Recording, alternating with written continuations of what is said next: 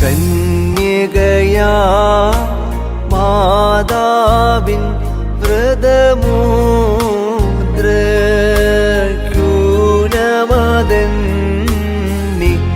ജാതം ചെയ്തോ നീ ദേവാ ദയ ചെയ്തിടണമേ.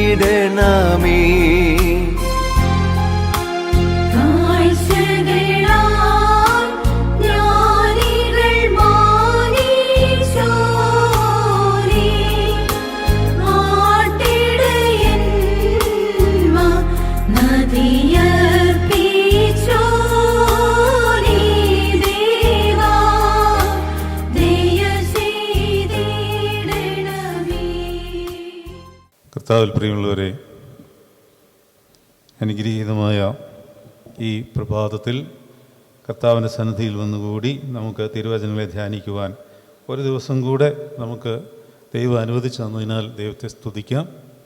ദൈവവചനം വായിക്കുന്തോറും പഠിക്കുന്തോറും അതിൻ്റെ ആഴങ്ങൾ നമുക്ക് മനസ്സിലാക്കി തരുവാൻ പരിശുദ്ധാത്മാവ് നമ്മളെ സഹായിക്കും. അതിൻ്റെ ആഴങ്ങളിലേക്ക് പ്രവേശിക്കുമ്പോൾ പിന്നീട് വീണ്ടും ആഴമുള്ള വലിയ മഹാസമുദ്രം പോലെ അത് കിടങ്ങുന്നതായിട്ട് നമുക്ക് തോന്നും. അതുകൊണ്ടാണ് റോമർക്ക് എഴുതിയ ലേഖനം 11:33 ഹാ ദൈവത്തിൻ്റെ ധനം, ജ്ഞാനം, അറിവ് എന്നിവയുടെ ആഴമേ. എല്ലാവരും കൂടെ ഒന്ന് വായിക്കാമോ? എല്ലാവരും കൂടെ ഉറച്ചൊന്ന് വായിക്കാമോ? ഹാ ദൈവത്തിൻ്റെ ധനം. നിങ്ങൾ വേദപുസ്തകത്തിൽ നോക്കി വായിക്കൂ, എൻ്റെ മുഖത്ത് നോക്കി വായിക്കാനല്ല, വേദപുസ്തകത്തിൽ നോക്കി വായിക്കണം. വലിയ അനുഗ്രഹമാകും. ഹാ ദൈവത്തിൻ്റെ ധനം, ജ്ഞാനം, അറിവ് എന്നിവയുടെ ആഴമേ, അവൻ്റെ ന്യായവിധികൾ എത്ര അപ്രമേയവും അവൻ്റെ എത്ര അഗോചരവുമാവുന്നു. കർത്താവിൻ്റെ മനസ്സറിഞ്ഞവനാര്? അവന് മന്ത്രിയായിരുന്നവനുമാര്? അവന് വല്ലത് മുമ്പേ കൊടുത്തിട്ട് പ്രതിഫലം വാങ്ങിയതുമാര്? സകലതും അവങ്കിൽ നിന്നും അവനാലും അവങ്കിലേക്കും ആകുന്നു. പലരും വായടച്ചിരിക്കുകയായിരുന്നു, എന്താണെന്ന് എനിക്കറിയില്ല. ഈ ശബ്ദമൊന്നുമല്ല വരേണ്ടത്. വേദപുസ്തകം നമ്മൾ നല്ല ഉറച്ചങ്ങോട്ട് വായിക്കണം. വലിയ അനുഗ്രഹമാണ്. നമ്മളെന്തിനാണ് ഈ നാണം തോന്നുന്നത്? നമുക്ക് വലിയ പരാജയമാണത് കേട്ടോ. വേദപുസ്തകം കൊണ്ടുവരുവാനൊരു മടി, വേദപുസ്തകം കയ്യിലെടുക്കുവാനൊരു നാണം, ഇതൊക്കെ ബാക്കി ആരുടെയോ വകുപ്പാണ്. ഞങ്ങൾക്ക് ആകെയുള്ളൊരു കുർബാനയാണ്, ആ കുർബാന മാത്രം മതി എന്നുള്ള ഒരു രീതിയിലാണ് നമ്മുടെ പലരുടെയും ഒരു അവസ്ഥ. ഞാൻ നിങ്ങളോട് പറഞ്ഞിട്ടുണ്ടോ എന്നറിയത്തില്ല. ഞാൻ പലയിടത്തും ഞാൻ ഈ ഒരു മർമ്മം പറഞ്ഞു കൊടുക്കാൻ ശ്രമിക്കാറുണ്ട്.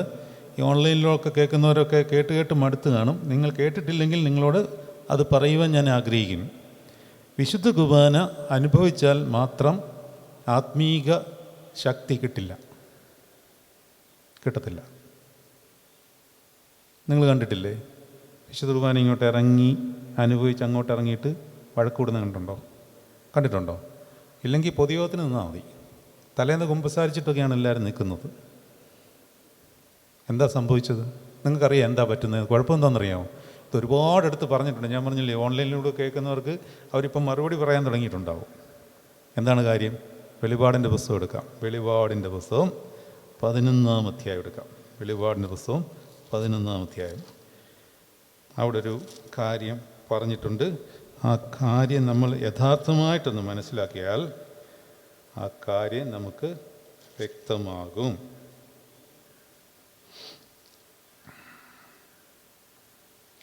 12-ാം അധ്യായം 11-ാം വാക്യം വായിച്ചാട്ടെ.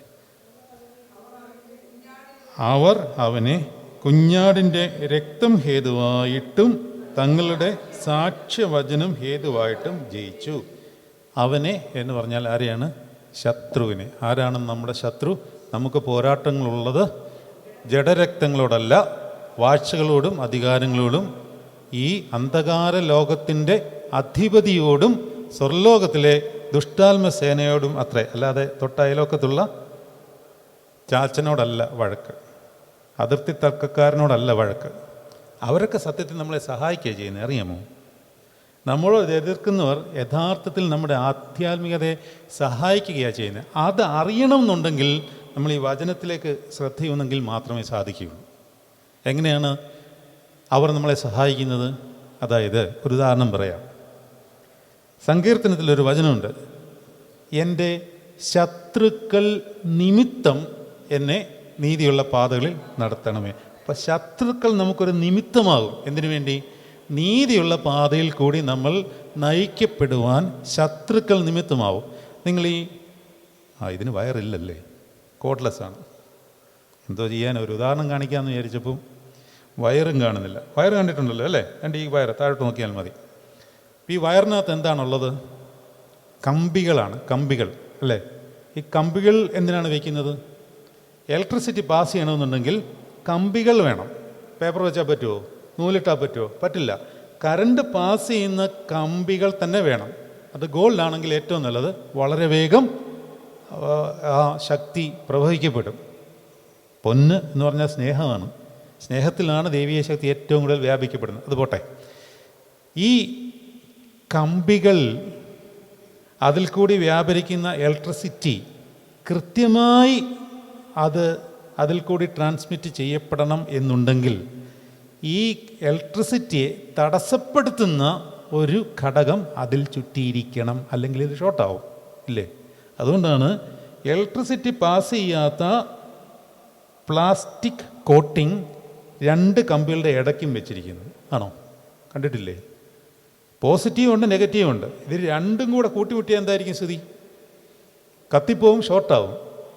ഇത് വ്യക്തമായി ഇതിൽ കൂടി ഇലക്ട്രിസിറ്റി ഫ്ലോ ചെയ്യണമെന്നുണ്ടെങ്കിൽ ഈ ഇലക്ട്രിസിറ്റിയെ തടസ്സപ്പെടുത്തുന്ന, ആ വാക്ക് ശ്രദ്ധിച്ചോളൂ, തടസ്സപ്പെടുത്തുന്ന ഒരു ഘടകം, ഒരു മെറ്റീരിയൽ അതിൻ്റെ ഇടയ്ക്ക് വെച്ചിരിക്കുകയാണ്.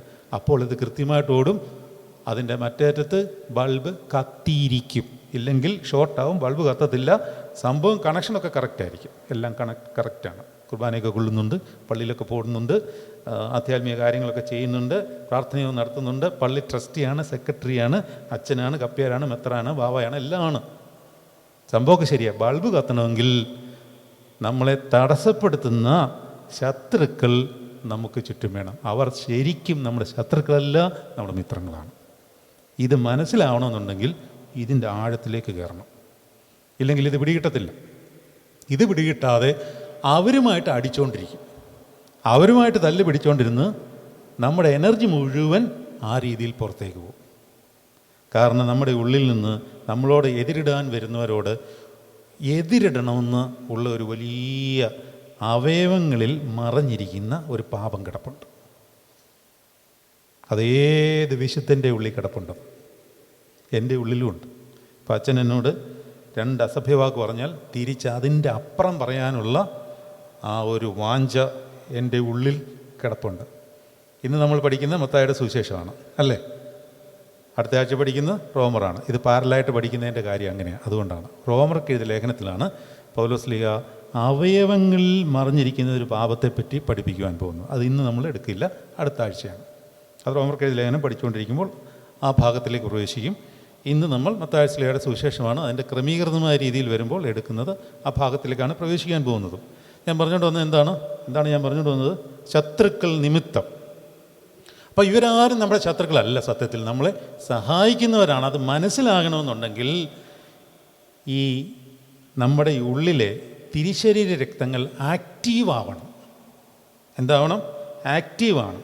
ഇത് ആക്റ്റീവ് ആകാത്തതുകൊണ്ടാണ് തലേ ദിവസം കുമ്പസാരിച്ചിട്ട് വിശുദ്ധ കുർബാനയും കൊണ്ടിട്ട് പുറത്തോട്ടിറങ്ങിയിട്ട് നമ്മുടെ ശത്രുവിനെ കാണുമ്പോൾ തലേന്നേതിനേക്കാളിൽ വിരോധം അവനോട് തോന്നുകയാണ്.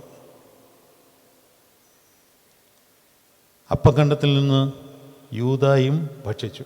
അവൻ്റെ ഉള്ളിലേക്ക് എന്ത് കയറിയെന്നാണ്? സാത്താൻ പ്രവേശിച്ചു എന്നാണ്. ബാക്കി 11 പേരിലും പരിശുദ്ധാത്മാവ് കയറിയപ്പോൾ ഇവനും അതേ താലത്തിൽ നിന്നാണ് ഭക്ഷിച്ചത്. പക്ഷെ അവൻ്റെ ഉള്ളിൽ കയറിയത് കർത്താവിനെ എങ്ങനെ കൊല്ലാം എന്നുള്ളതാണ്. അപ്പോൾ ഇത് മനസ്സിലാക്കണമെന്നുണ്ടെങ്കിൽ വെളിപാട് പുസ്തകം 12:11 അവർ കുഞ്ഞാടിൻ്റെ രക്തം മാത്രമല്ല ഏറ്റെടുത്തത്. രക്തം ഏറ്റെടുത്തു, പിന്നിട്ട് സ്വന്തം വചനം എന്ന് പറഞ്ഞാൽ തങ്ങളുടെ സാക്ഷ്യത്തിൻ്റെ വചനമെന്നാണ്. അതായത് ഓരോ ദിവസവും നമ്മളെ ബലപ്പെടുത്തുവാൻ നമ്മൾ ഏറ്റെടുക്കുന്ന ഒരു ദൈവീക വചനമുണ്ട്. ആ വചനമാണ് നമ്മളെ ഇതിന് സഹായിക്കുന്നത്.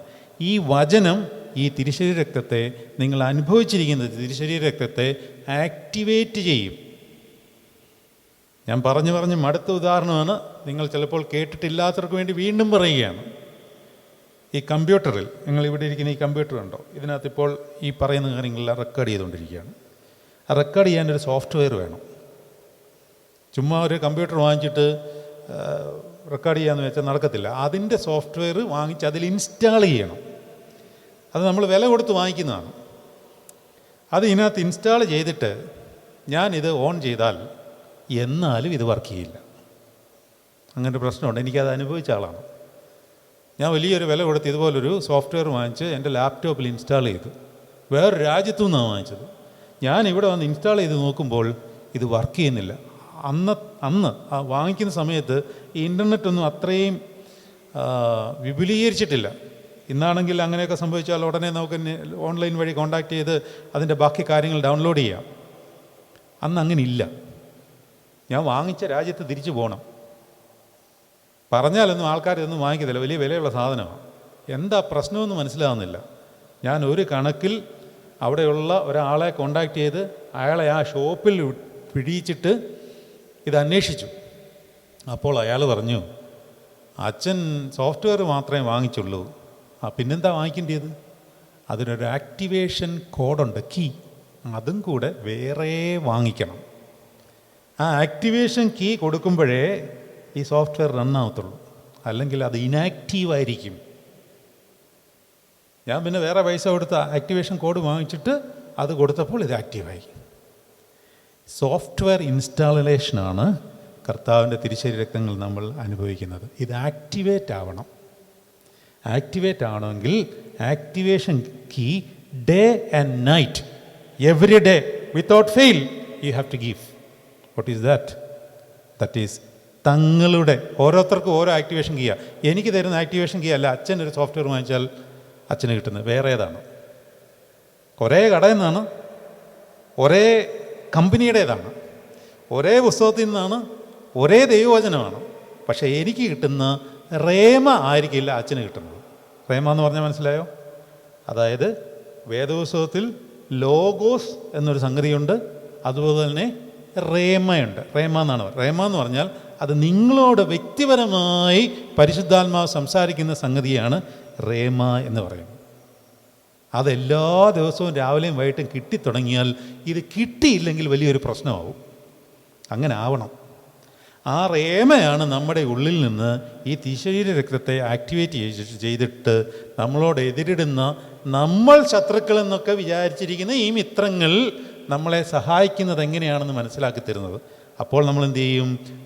നമ്മളോട് എതിരിടുന്നവരോട് കർത്താവ് എങ്ങനെയാണ് എതിരിട്ടത്, അല്ലെങ്കിൽ സംസാരിച്ചത്, അല്ലെങ്കിൽ നോക്കിയത്, അല്ലെങ്കിൽ തൊട്ടത്, അല്ലെ കണ്ടത് എന്ന് നമ്മളെ മനസ്സിലാക്കി തരുമെന്ന് മാത്രമല്ല, അതിൻ്റെ കൂടെ വേറൊരു സാധനം കൂടെ തരും. അതെന്താണെന്നറിയാമോ? കർത്താവ് ഒരു കാര്യം പറഞ്ഞാൽ ആ പറയുന്നത് മാത്രമല്ല, അതിൻ്റെ കൂടെ വേറൊരു സാധനം കൂടെ തരും. എന്താണെന്നറിയാമോ? എന്താണ്? പാപിനിയായ സ്ത്രീയുടെ അടുത്ത് നിന്നിട്ട് അവളുടെ പാപങ്ങളെല്ലാം കർത്താവ് ക്ഷമിച്ചു കൊടുത്തു. എന്നിട്ട് അവളോട് പറഞ്ഞു, മോളെ, ആരും നിന്നെ കല്ലെറിഞ്ഞില്ലയോ? ഇല്ല കർത്താവേ, ആരും എന്നെ കല്ലെറിഞ്ഞില്ല. എങ്കിൽ ഞാനും നിന്നെ കല്ലെറിയുന്നില്ല, മേലാൽ പാപം ചെയ്യരുത്. അങ്ങനെ പറയുമ്പോൾ അതിൻ്റെ കൂടെ ഒരു സാധനവും ബൈ ഡീഫോൾട്ട് കർത്താവാണ് തന്നെങ്കിൽ ചെന്ന് ചേരും. എന്താണെന്നറിയാമോ? പക്ഷെ അതിന് തുറന്നു വയ്ക്കണം, തുറന്നു കൊടുക്കണം. എന്താണ് ആ സംഗതി എന്നറിയാമോ? എന്താണ്? ഈ പാപം ചെയ്യാതിരിക്കുവാനുള്ള ശക്തി അത് തരും. അതാണ് കർത്താവ് പറയുന്നത്. ഞാൻ പോയാൽ ഒരാളെ ഞാൻ തരും, അവൻ നിന്നെ ശക്തീകരിക്കും. അല്ലേ? നീ ഭയപ്പെടേണ്ട, ഞാൻ നിന്നോട് കൂടെയുണ്ട്. ഭ്രമിച്ചു നോക്കേണ്ട, ഞാൻ നിൻ്റെ ദൈവമാകുന്നു. ഞാൻ നിന്നെ ശക്തീകരിക്കും. ആ ശക്തി, പരിശുദ്ധാത്മാവ് എന്നുള്ളത് ഒരു ദൈവിക ശക്തിയാണ്, വ്യക്തിയാണ്, അതേസമയം ശക്തിയുമാണ്. ചിലർ പരിശുദ്ധാത്മാവിനെ പഠിപ്പിക്കുന്നത് പരിശുദ്ധാത്മാവ് ഒരു ശക്തി മാത്രമാണെന്നാണ്. അങ്ങനെയല്ല. പരിശുദ്ധാത്മാവ് വ്യക്തിയും കൂടാണ്. യേശു ക്രിസ്തു വ്യക്തിയാണ്, പിതാവ് വ്യക്തിയാണ്. പക്ഷേ ഇവർ മൂന്നും സ്നേഹത്തിൽ ഒന്നാണ്. വിഭജിക്കുവാൻ പാടില്ലാത്തതുമാവുന്നു. സാധ്യമല്ലത്. അത് നമ്മുടെ മനുഷ്യബുദ്ധിക്ക് അപ്രാപ്യമാണ്. അതിൻ്റെ ചില കാര്യങ്ങളൊക്കെ ഇന്നത്തെ പഠനത്തിൽ ചിലപ്പോൾ പരിശുദ്ധാത്മാവ് പ്രേരിപ്പിക്കുവാണെങ്കിൽ വന്നേക്കും. ഇത്രയും കാര്യങ്ങളൊന്നും പറയാൻ ഉദ്ദേശിച്ചല്ല, നേരിട്ട് അതിലേക്ക് കയറുവാനാണ് ഞാൻ വിചാരിച്ചിരുന്നത്. പക്ഷേ ഇത്രയും കാര്യങ്ങൾ പറയേണ്ടി വന്നു. അപ്പോൾ നമ്മളെ എതിരിടുന്നവരെ നേരിടുവാനുള്ള, എങ്ങനെ ആത്മീകമായി നേരിടുവാനുള്ള ശക്തി പരിശുദ്ധാത്മാവ് നമുക്ക് തരും. തന്നിട്ടേ കർത്താവിന് എന്നാലേ സന്തോഷമുള്ളൂ. അപ്പോൾ യഥാർത്ഥത്തിലുള്ള ശത്രുക്കൾ ആരാണ്? അന്ധകാരത്തിൻ്റെ സേനകളാണ്. ഈ അന്ധകാര ലോകത്തിൻ്റെ ദുഷ്ടാത്മ സേനകളാണ്. അവരോടാണ് ശരിക്കും നമ്മൾ യുദ്ധം പ്രഖ്യാപിക്കേണ്ടത്.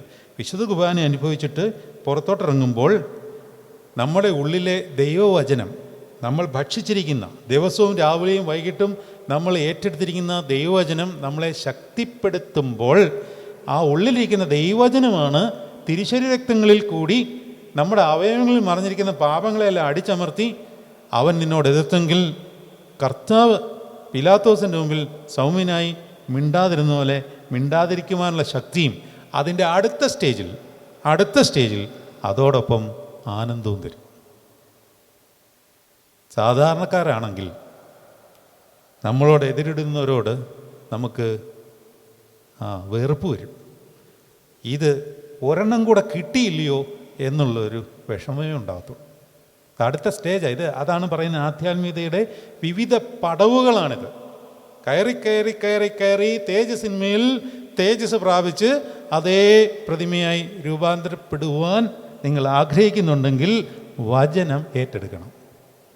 അല്ലാതെ ഒരു രക്ഷയില്ല, ഓപ്ഷൻ ഇല്ല അതിന്. വചനത്തിന് പകരം ഞാൻ 4 കുർബാന എക്സ്ട്രാ കണ്ടോളാം, അല്ലെങ്കിൽ 25 ദിവസം വേറെ നോമ്പ് നോക്കിക്കോളാം. നോ. വചനത്തിന് വചനം. ആദിയിൽ വചനം ഉണ്ടായിരുന്നു, വചനം ദൈവത്തോടു കൂടിയായിരുന്നു, വചനം ദൈവമായിരുന്നു. അപ്പോൾ അത് നമ്മുടെ ഉള്ളിൽ ഏറ്റെടുത്ത് ആ ദൈവത്തിൻ്റെ ആത്മ അനുഭവത്തെ നമ്മുടെ ഉള്ളിൽ തിരിച്ചറിയുവാൻ നമ്മൾ ശ്രദ്ധിച്ചാൽ കർത്താവിൻ്റെ പരിശുദ്ധാത്മാവ് നിങ്ങൾക്ക് വേണ്ട എല്ലാ ശക്തിയും നിങ്ങളുടെ ജീവിതത്തിൽ മുമ്പോട്ട് കൊണ്ടുപോകാൻ തരും എന്നുള്ള കാര്യം കർത്താവായ യേശു ക്രിസ്തുവിൻ്റെ വചനത്തിൻ്റെ ശക്തിയാൽ തന്നെ ഞാൻ നിങ്ങളോട് പറയുന്നു. ഇനിയും നമുക്ക് നമ്മളിപ്പോൾ ധ്യാനിച്ചുകൊണ്ടിരിക്കുന്ന വേദഭാഗത്തിലേക്ക് പ്രവേശിക്കാം. മത്തായിയുടെ സുവിശേഷം 1-ാം അധ്യായമാണ് നമ്മൾ പഠിച്ചുകൊണ്ടിരുന്നത്. 1-ാം അധ്യായത്തിൽ വംശാവലിയുടെ ക്രമീകരണങ്ങളെല്ലാം നമ്മൾ പഠിച്ചിരുന്നു. വംശാവലി എന്തുമാത്രം പ്രാധാന്യമുള്ളതാണ്, എന്തിനാണ് വംശാവലി ഇത്രയും കൃത്യമായിട്ട് ക്രമീകരിച്ചിരിക്കുന്നത്, അതിലെന്തുമാത്രം പ്രാധാന്യമുണ്ട്, അതിലെ സ്ത്രീകളുടെ പ്രാധാന്യം എന്താണ്. മത്തായി ശ്ലീഹ ഒരു യഹൂദനായിരിക്കെ സ്ത്രീകൾക്ക് യാതൊരുവിധ പ്രാധാന്യം കൊടുക്കാതിരുന്ന ഒരു ശിഷ്യനായിരിക്കെ ഈ 4 സ്ത്രീകളെ ഇത്രമാത്രം പ്രാധാന്യം കൊടുത്ത് ഇതിനകത്ത് രേഖപ്പെടുത്തിയിരിക്കുന്നത് എന്തിനാണ്, അവരുടെ ഓരോരുത്തരുടെയും വ്യക്തിപ്രാഭവങ്ങൾ എന്തായിരുന്നു എന്നുള്ള കാര്യങ്ങളൊക്കെ നമ്മൾ അറിഞ്ഞു. അതിനുശേഷം യഹൂദ രാജാക്കന്മാരുടെ ഒരു പരമ്പര അവിടെ പറയുന്നുണ്ട്, അത് നമ്മൾ കണ്ടു. അതിനുശേഷം യൊഖന്യാവ് എന്നൊരു കഥാപാത്രത്തെ പറ്റി അവിടെ എഴുതിയിട്ടുണ്ട്. അതെന്തിനാണ് എന്നുള്ളത് നമ്മൾ പഠിച്ച് കഴിഞ്ഞതാണ് എന്നാണ് ഞാൻ വിചാരിക്കുന്നത്. പക്ഷേ നിങ്ങളുടെ മുഖം കണ്ടിട്ട് ഇതൊക്കെ ആരപ്പാ എന്നുള്ള രീതിയിലാണ് ഇരിക്കുന്നത്. അങ്ങനെയാണോ? യൊഖന്യാവിൻ്റെ ചരിത്രം എന്താണെന്നുള്ളത് മനസ്സിലായിട്ടില്ല എന്നുണ്ടെങ്കിൽ കഴിഞ്ഞ ക്ലാസ്സിലെ ആ ഭാഗം യൂട്യൂബിൽ കിടപ്പുണ്ട്. നിങ്ങൾ പോയി ഒന്നും കൂടെ അതൊന്ന് കേട്ടാൽ മതി, മനസ്സിലാവും. ഇനിയിപ്പോൾ അതൊന്നും പറയുവാനുള്ള സമയമില്ല, നമുക്ക് മുമ്പോട്ട് പോകേണ്ടതുണ്ടല്ലോ. അങ്ങനെയാണെങ്കിൽ 16-ാം വാക്യം വരെ നമ്മൾ ഏകദേശം നോക്കിക്കഴിഞ്ഞു. അതിനിടയ്ക്കുള്ള വിവിധ രാജാക്കന്മാരുടെ പേരുകളാണ് പറയുന്നത്. യഹൂദന്മാരുടെ ചരിത്രത്തിൽ രാജാക്കന്മാരുടെ പുസ്തകവും ദിനവൃത്താന്ത പുസ്തകവും വായിച്ചു നോക്കിയാൽ നമുക്ക് മനസ്സിലാകുന്ന പ്രധാനപ്പെട്ട ഒരു കാര്യം, യഹൂദ രാജാക്കന്മാർ ഇനി മുതൽ അവരുടെ രാജ്ഞിസ്ഥാനം അലങ്കരിക്കുന്നത് ആരാണ്? എന്നു മുതൽ സോളമൻ്റെ ഭാര്യയായ ബത്ശേബയുടെ കാലത്തിന് ശേഷം ഇനിയും യഹൂദ രാജാവിൻ്റെ രാജ്ഞീപദം അലങ്കരിക്കുന്നത് രാജാവിൻ്റെ ഭാര്യയല്ല, മറിച്ച് രാജാവിൻ്റെ അമ്മയാണ്. ദാവീദിൻ്റെ കാലം വരെയും അങ്ങനെ ആയിരുന്നില്ല. പക്ഷേ ഇസ്രായേൽ രാജാക്കന്മാർ പഴയതുപോലെ രാജ്ഞിസ്ഥാനം ഭാര്യയ്ക്ക് തന്നെയാണ്. പക്ഷേ യഹൂദ രാജാക്കന്മാർ തങ്ങളുടെ രാജ്ഞിസ്ഥാനം അമ്മയ്ക്ക് കൊടുത്തു. അതിൻ്റെ കാര്യങ്ങളുടെ വിശദമായൊരു പഠനം അടുത്ത വെള്ളിയാഴ്ച, അതായത് കമ്മിങ്സ് ഫ്രൈഡേ, പത്തനാപുരം ദേറായിൽ നടക്കുന്ന നമ്മുടെ ബൈബിൾ പഠന സമയത്ത് ചിലപ്പോൾ കാണുമായിരിക്കും. ഇപ്പോൾ ഒന്നും പറയാൻ പറ്റില്ല. അങ്ങനെ കർത്താവ് മറിയം എന്ന ദാവീദ് പുത്രിയിൽ നിന്ന് ജനിച്ചു. ഇത് മത്തായി ശ്ലീഹായുടെ വളരെ പ്രധാനപ്പെട്ട ഒരു പോയിൻ്റാണ്. ദാവീദ് വംശജനാണ്, യഹൂദ കുടുംബത്തിലാണ്. ആ കുടുംബത്തിൽ ഇന്ന സ്ത്രീകളുണ്ട്. ആ സ്ത്രീകൾക്ക് വേദശാസ്ത്രപരമായ പ്രത്യേക പ്രാധാന്യമുണ്ട്. താമാറിൻ്റെ പ്രാധാന്യം എന്താണെന്ന് പഠിച്ചു, രാഹാബിൻ്റെ പ്രാധാന്യം പഠിച്ചു, രൂത്തിൻ്റെ പ്രാധാന്യം പഠിച്ചു, ബത്ശബയുടെ പ്രാധാന്യം പഠിച്ചു. ഇനിയും അഞ്ചാമത്തെ സ്ത്രീ എന്ന് പറയുന്നത് ദൈവമാതാവാണ്, പരിശുദ്ധ കന്യകയാണ്. അപ്പോൾ ആ റൂട്ടിൽ കർത്താവിൻ്റെ തലമുറയിൽ ഈ പറയുവാൻ കൊള്ളാത്ത, സമൂഹത്തിൽ യാതൊരു രീതിയിലും പേരോ പെരുമയോ ഇല്ലാത്ത ഈ 4 സ്ത്രീകളെ ഉൾപ്പെടുത്തിയിരിക്കുമ്പോൾ അവരുടെ വേദശാസ്ത്ര പശ്ചാത്തലമൊക്കെ ഒന്ന് മാറ്റി നിർത്തിയിട്ട് സാധാരണ രീതിയിൽ നമ്മളൊന്ന് ചിന്തിച്ചാൽ, നമ്മൾ ഇതുവരെ പഠിച്ച കാര്യങ്ങൾ മാറ്റി നിർത്തിയിട്ട് സാധാരണ രീതിയിലൊന്ന് ചിന്തിച്ചാൽ അവനിൽ സകലവും ഉൾപ്പെടുന്നു എന്നുള്ളതാണ്. അവൻ തൻ്റെ ഉദ്ദേശത്തിനായി ദുഷ്ടന്മാരെയും സൃഷ്ടിച്ചിട്ടുണ്ട്. അപ്പോൾ ഈ വംശപാരമ്പര്യത്തിൽ അല്ലെങ്കിൽ വംശാവലിയിൽ ഇത്തരം സ്ത്രീകളെയും കൂടി ഉൾപ്പെടുത്തിയത് അവരുടെ വേദശാസ്ത്രപരമായ കാര്യം മാത്രമല്ല. മത്തായി ശ്ലീഹ അതാണ് ഉദ്ദേശിച്ചിരുന്നതെങ്കിലും നമ്മൾ പുതിയ ഇസ്രായേൽ ഇത് വായിക്കുമ്പോൾ സകല ജാതികൾക്കും ഉള്ള രക്ഷ യേശുവിൽ ഉണ്ട് എന്നുള്ള കാര്യം അസന്നിഗ്ധമായി പരിശുദ്ധാത്മാവ് നമ്മളെ മത്തായി ശ്ലീഹയിൽ കൂടി, മത്തായി ശ്ലീഹ ഇത് ഉദ്ദേശിച്ചില്ലെങ്കിലും പഠിപ്പിക്കുവാൻ ആഗ്രഹിക്കുന്നു. മത്തായി ശ്ലീഹ ഉദ്ദേശിച്ചത് ഞാൻ നിങ്ങളോട് പഠിപ്പിച്ച കാര്യങ്ങളൊക്കെയാണ്. താമാറിനെ എന്തുകൊണ്ട് അവിടെ രേഖപ്പെടുത്തി, അല്ലെങ്കിൽ രൂത്തിനെ എന്തുകൊണ്ട് രേഖപ്പെടുത്തി, രാഘാവിനെ എന്തുകൊണ്ട് രേഖപ്പെടുത്തി, ബത്ശബയെ, ഈ 4 സ്ത്രീകളെയും ഒരു രീതിയിലും, അല്പം കൊള്ളാവുന്ന സ്ത്രീകളെ പോലും സാറായി ഉൾപ്പെടുത്തിയിട്ടില്ലല്ലോ. കൊള്ളാവുന്ന ഒരു ദൈവഭക്തിയായ സ്ത്രീയല്ലായിരുന്നോ? റാഹേലിനെ ഉൾപ്പെടുത്തിയിട്ടില്ലല്ലോ. ഉണ്ടോ? യോസഫിൻ്റെ ഭാര്യയില്ല, സപ്നത്തോ ഇതായിരുന്നു അവരുടെ പേര് അല്ലേ? സക്രിയയുടെ ഭാര്യ എലിസബത്ത് യോഹന്നാനെ പ്രസവിച്ച വംശാവലിയിലില്ല. എത്രയോ കൊള്ളാവുന്ന സ്ത്രീകളുണ്ടായിരുന്നു. എന്താണ് ഇവരെ എടുത്തിടാൻ കാരണം? വേദശാസ്ത്രപരമായ അങ്ങനെ കാര്യങ്ങളുണ്ടെങ്കിലും അത് നമ്മൾ പഠിച്ചു കഴിഞ്ഞതാണ്. ഒരു കാര്യം നമ്മൾ മനസ്സിലാക്കിക്കോളൂ, യേശുവിൻ്റെ മുമ്പിൽ നമ്മുടെ കുടുംബമഹിമയോ നമ്മുടെ ആരോഗ്യമോ ശ്രേയസ്സോ പണമോ പ്രതാപമോ ഒന്നും വിഷയമല്ല. പല പള്ളികളിലും ഞങ്ങൾ അച്ഛന്മാർ അഭിമുഖീകരിക്കുന്ന ഒരു പ്രശ്നം എന്താണെന്നറിയാമോ? കുർബാനയൊക്കെ കഴിഞ്ഞ് ഇറങ്ങി വന്ന് നിന്ന് പരിചയപ്പെടാൻ നിൽക്കുകയെ. നല്ല കാര്യമാണ്, പരിചയപ്പെടാൻ നിൽക്കുന്നതൊക്കെ കൊള്ളാം, അനേകർ കാണുമായിരിക്കും. പക്ഷെ ചിലർ ഈ കുടുംബമഹിമ പറഞ്ഞു തുടങ്ങും. ഞാൻ ഇന്നടത്തെ അച്ഛൻ അറിയത്തില്ലയോ? എനിക്കാണ് ഇതൊന്നും, എൻ്റെ കാര്യം തന്നെ എനിക്ക് ഓർമ്മയില്ല. ഞാൻ ഇന്ന വീട്ടിലെ മറ്റേ അവിടുത്തെ ഏതാണ്ടൊക്കെ കുടുംബ പേര് പറയും. ഏത് കുടുംബ പേരാണെങ്കിലും എന്താണ്, കർത്താവിൻ്റെ വംശാവലിയിൽ ഇങ്ങനെയുള്ള കുറേ കുടുംബങ്ങളുമുണ്ട്. അഡ്രസ്സും ഇല്ല, വംശാവലിയില്ല. അവന് തന്നെ അഡ്രസ്സില്ല അല്ലേ? എബ്രായ ലേഖനം 7-ാം അധ്യായം. അവനാരാണ്? മൽക്കീസദേക്കിൻ്റെ അഡ്രസ്സ് എന്താണെന്ന് പഠിപ്പിക്കുമ്പോൾ പറയുന്നുണ്ട്. എന്താണ്? അവന് വംശാലുമില്ല, മാതാവില്ല, പിതാവില്ല, ആദ്യവുമില്ല, അന്തവുമില്ല. ലോകത്തിൻ്റെ ഭാഷയിൽ പറഞ്ഞാൽ ഇങ്ങനെയുള്ളവനെ, മാതാവും പിതാവില്ലാത്തവനെ എന്താ വിളിക്കുക? പന്നപ്പേരാ വിളിക്കുക അല്ലേ? എന്നാൽ ദൈവത്തിൻ്റെ അഡ്രസ്സ് അതാണ്. അങ്ങനെയാണെങ്കിൽ അങ്ങനെ ഒരു വർഗത്തെ ഈ വംശാവലിയിൽ കർത്താവ് ഉൾപ്പെടുത്തിയിട്ടുണ്ട്. അതുകൊണ്ട് ആ ഒരു വംശപാരമ്പര്യത്തിൽ, ആ വംശാവലിയിൽ യേശു ദാവീദിൻ്റെ മകളായ മറിയാമിൽ നിന്ന് ജനിക്കുകയാണ്. എന്തുകൊണ്ടാണ് യോസഫിൽ നിന്ന് ജനിച്ചു എന്ന് പറയാഞ്ഞത്? പല കാരണങ്ങളുണ്ട്. അതിലൊരു കാരണമാണ് യൊഖന്യാവിൻ്റെ ചരിത്രം.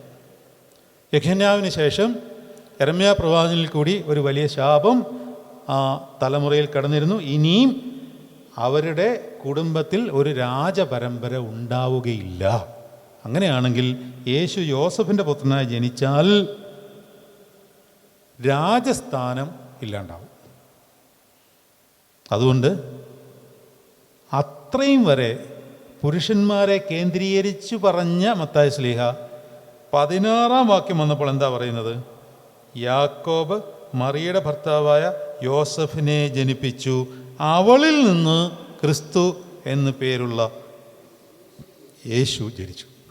അപ്പോൾ അവിടെ വരെ കൊണ്ടുവന്നിട്ട് നേരെ ഒന്ന് ഡൈവേർട്ട് ചെയ്ത് വിട്ടു. ആ റൂട്ട് പെട്ടെന്ന് ഡൈവേർട്ട് ചെയ്ത് വിട്ടിട്ട് കന്യകയിൽ കൂടി അല്ലെങ്കിൽ മാതാവിൽ കൂടി ജനിച്ചു എന്നാക്കിയിട്ട് ദാവീദ് വംശജ രാജാവ് പൗരോഹിത്യം എല്ലാം അവിടെ ക്രമീകരിച്ച് മുൻനിശ്ചയിക്കപ്പെട്ടതെല്ലാം കൃത്യമായി കന്യകയിൽ കാലസമ്പൂർണതയിൽ സ്ത്രീയിൽ നിന്ന് ജനിച്ചവനായി ന്യായപ്രമാണത്തിന് കീഴ് ജനിച്ചവനായി യേശു ക്രിസ്തു ജനിക്കുകയാണ്. ഇനി നമുക്ക് അടുത്ത വാക്യം നോക്കാം. 18-ാം വാക്യം തൊട്ടാണ് 17-ാം വാക്യം തൊട്ടാണ് ഇന്ന് നമുക്ക് ശ്രദ്ധിച്ച് പഠിക്കേണ്ടത്.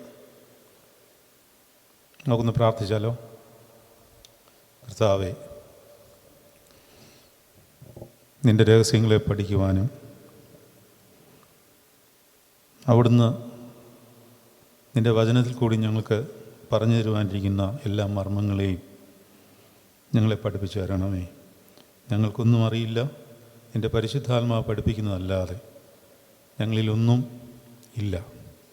ആയതിനാൽ കർത്താവേ, പൂർണ്ണമായി ഞങ്ങളുടെ ഹൃദയ വയലിനെ ദാരിദ്ര്യാവസ്ഥയിലാക്കിക്കൊണ്ട് നിറച്ചു തരുവാൻ വേണ്ടി നിൻ്റെ സന്നിധിയിലേക്ക് ഞങ്ങളവിടെ സമീപിച്ചു വരുന്നു.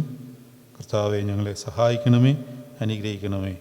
ഞങ്ങൾക്ക് വേണ്ടി വചനമായി ജഡം ധരിച്ച യേശുമ്പുരാൻ്റെ അതിപരിശുദ്ധ തിരുനാമത്തിൽ തന്നെ ആമീൻ.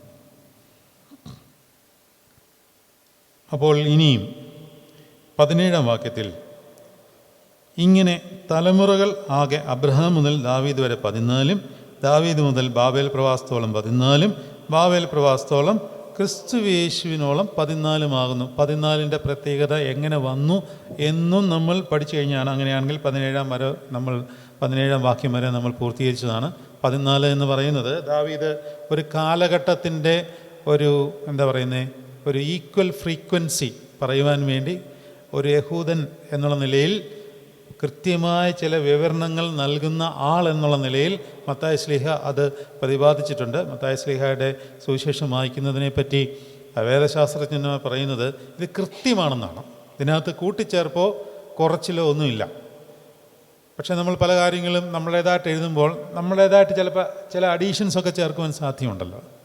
എന്നാൽ മത്തായി ശ്ലീഹ ഇത് വളരെ കൃത്യമായിട്ടാണ് എഴുതിയിരിക്കുന്നതെന്ന് വേദശാസ്ത്രജ്ഞന്മാർ പോലും അംഗീകരിച്ചിരിക്കുന്ന ഒരു കാര്യമാണ്. ആ കൃത്യതയൊക്കെ ഇവിടെ കൃത്യമായിട്ട് നമുക്ക് കാണുവാനും സാധിക്കും. അതുകൊണ്ടാണ് 14 14 14 അല്ലേ? അത് പറഞ്ഞെങ്ങനെയാണ്? ദാവീദ് എന്നുള്ള ആ വാക്കിൽ നിന്നുമാണ് എബ്രായ ലെറ്റേഴ്സ് തമ്മിൽ കൂട്ടുമ്പോൾ ഉണ്ടാകുന്ന ഒരു സംഖ്യയാണ് 14. അത് കൃത്യമായിട്ട് നോക്കിയപ്പോൾ അബ്രഹാം മുതൽ ദാവീദ് വരെ 14, ദാവീദ് മുതൽ ബാബേൽ പ്രവാസത്തോളം 14, ബാബേൽ പ്രവാസത്തിൽ നിന്നും യേശു ക്രിസ്തുവിനോളം 14 എന്ന് മത്തായി ശ്ലീഹ കൃത്യമായിട്ട് കണ്ടതുകൊണ്ട് അതൊരു കൃത്യ ഗ്യാപ്പ്. ഇതിനെല്ലാം ഒരു ദൈവത്തിൻ്റെ പ്രീ മെഡിറ്റേറ്റഡ് പ്ലാൻ എന്ന് പറഞ്ഞാൽ മനസ്സിലാവുമോ? മുൻ നിശ്ചയിക്കപ്പെട്ട കൃത്യമായ ഒരു പദ്ധതി ഉണ്ട് എന്നുള്ളത് കാണിക്കുവാൻ വേണ്ടിയും കൂടെയാണ് അങ്ങനെ പറഞ്ഞിരിക്കുന്നത്. 18-ാം വാക്യം, എന്നാൽ യേശു ക്രിസ്തുവിൻ്റെ ജനനം ഇവണ്ണമായിരുന്നു. അവൻ്റെ അമ്മയായ മറിയ യോസഫിന് വിവാഹം നിശ്ചയിക്കപ്പെട്ട ശേഷം അവർ കൂടി വരും മുമ്പേ പരിശുദ്ധാത്മാവിനാൽ ഗർഭിണിയായി എന്ന് കണ്ടു. നിങ്ങൾ ശ്രദ്ധിച്ചിരിക്കാമെങ്കിൽ ചില കാര്യങ്ങൾ പറഞ്ഞുതരാം. അല്ലാത്തവർ ഉറങ്ങിക്കോണം. ഇത് നിങ്ങൾക്ക് കയറാൻ പോകുന്ന ഒരു കാര്യമല്ല ഞാൻ പറയാൻ പോകുന്നത്. അല്ലാത്തവർക്ക് ധൈര്യമായിട്ട് ഉറങ്ങാം, ഒരു പ്രശ്നമില്ല. എനിക്കതൊന്നും ബുദ്ധിമുട്ടുള്ള കാര്യമല്ല, എനിക്ക് മനസ്സിലാവും. ഇത് നല്ല ശ്രദ്ധയുണ്ടെങ്കിൽ മാത്രം കയറുവാൻ പോകുന്ന ഒരു കാര്യം പറയാൻ പോവുകയാണ്.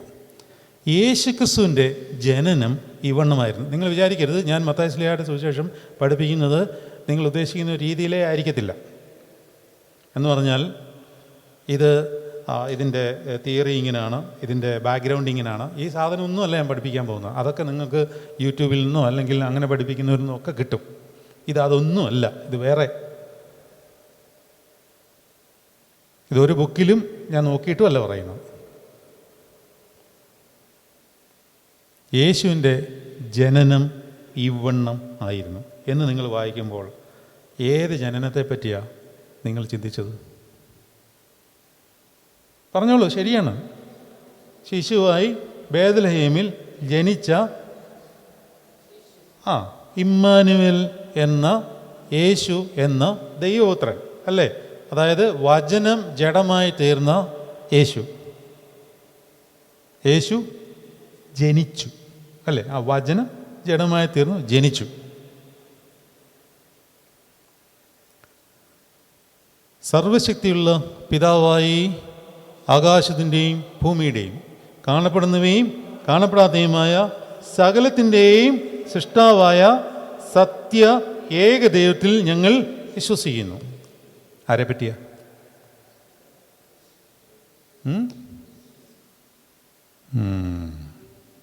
ആരെ പറ്റിയാ? കണ്ടോ, ഇതുപോലും നമുക്ക് കയറിയിട്ടില്ല. എന്നും വെച്ച് കീച്ചുവാണ്. കാരണം ഇത് കഴിഞ്ഞ അടുത്ത പൊതുയോഗമാണല്ലോ മനസ്സിൽ, സ്ത്രീ സമാജമാണല്ലോ മനസ്സിൽ, വെച്ച് കീച്ചുകയാണ്. ആരെ പറ്റിയ? പിതാവാം ദൈവത്തെ പറ്റി. സർവശക്തിയുള്ള പിതാവായി എന്നല്ലേ തുടങ്ങുന്നത്? ആകാശത്തിൻ്റെയും ഭൂമിയുടെയും അത്രയും പറയുമ്പോഴേ കോരിത്തരിക്കണം.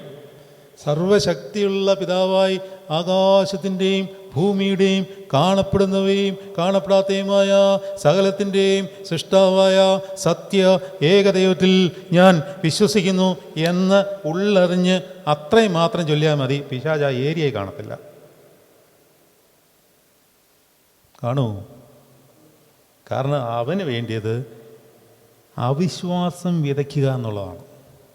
ഏദൻ തോട്ടത്തിൽ എന്താ സംഭവിച്ചിരിക്കുന്നത്? ദൈവം ഒരു വചനം കൊടുത്തു. ആ വചനത്തിൽ ഒരു വിലക്കുണ്ടായിരുന്നു. ഈ തോട്ടത്തിൻ്റെ നടുവിൽ നിൽക്കുന്ന വൃക്ഷത്തിൽ നിന്ന് നീ ഭക്ഷിക്കരുത്, ഭക്ഷിച്ചാൽ നീ മരിക്കും. പിശാച് കയറി മറ്റൊരു വചനം കൊടുത്തു. ഇതിനെയാണ് നമ്മൾ 91 സങ്കീർത്തനത്തിൽ പറയുന്നത്, നീ രാത്രിയിലെ ഭയത്തിൽ നിന്നും പകൽ പറക്കുന്ന അസ്ത്രത്തിൽ നിന്നും എന്ത് ഇരുട്ടിൽ സഞ്ചരിക്കുന്ന മഹാമാരിയോ? വചനത്തിൽ നിന്നും. ഇരുട്ടിൽ സഞ്ചരിക്കുന്ന വചനം, അങ്ങനൊരു വചനമുണ്ട്. നമ്മുടെ ഇടയിലെല്ലാം ഉണ്ട്. നമ്മളോട് ആൾക്കാർ സംസാരിക്കുമ്പോൾ, നമ്മൾ ഇടപെടുമ്പോൾ അവർ സംസാരിക്കുന്നത് ഇരുട്ടിൻ്റെ വചനമാണോ വെളിച്ചത്തിൻ്റെ വചനമാണോ എന്നെങ്ങനെ തിരിച്ചറിയും? ആത്മാവിൽ മാത്രമേ അത് തിരിച്ചറിയാൻ പറ്റത്തുള്ളൂ. കള്ളപ്രവാചകന്മാരെ ആത്മവീര്യവനുള്ള അല്ലാത്തവന് തിരിച്ചറിയുവാൻ സാധ്യം അല്ല. അതുകൊണ്ട് ആര് പ്രവചിച്ചാലും പുറകെ പോവും. ആത്മാഭിഷേകമുള്ളവന് കൃത്യമായിട്ടറിയാം ഇവൻ്റെ ഉള്ളിൽ ഇരുട്ടാണോ വെളിച്ചമാണോ എന്നുള്ളത്. പറയാനൊന്നും പോകരുത്, അവനറിയാം. ഒരാൾ അടുത്ത് വരുമ്പോൾ അറിയാം വെളിച്ചമുണ്ടോ ഇരുട്ടുണ്ടോ. ഒരു ദേവാലയത്തിൽ പ്രവേശിക്കുമ്പോൾ അറിയാം അവിടെ വെളിച്ചമുണ്ടോ ഇരുട്ടുണ്ടോ എന്നുള്ളത്.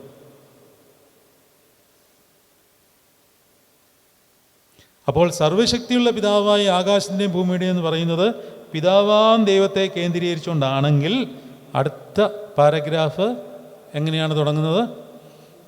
ദൈവത്തിൻ്റെ ഏക ആരാണ്? പുത്രൻ, സർവ്വലോകങ്ങൾക്ക് മുമ്പേ പിതാവിൽ നിന്ന് ജനിച്ചവനും. അപ്പോൾ ഇവിടെ പറഞ്ഞിരിക്കുകയാണ് യേശുക്രിസ്തുവിൻ്റെ ജനനം ഇവണ്ണമായിരുന്നു. അപ്പോൾ നമ്മൾ മനസ്സിലാക്കേണ്ടത് യേശുക്രിസ്തുവിന് 2 ജനനം ഉണ്ട്. ഒന്ന് പിതാവിൽ നിന്നുള്ള ജനനം, 2 കന്യകയിൽ നിന്നുള്ള ജനനം. പിതാവിൽ നിന്നുള്ള ജനനം എന്ന് പറഞ്ഞാൽ എന്താണ്?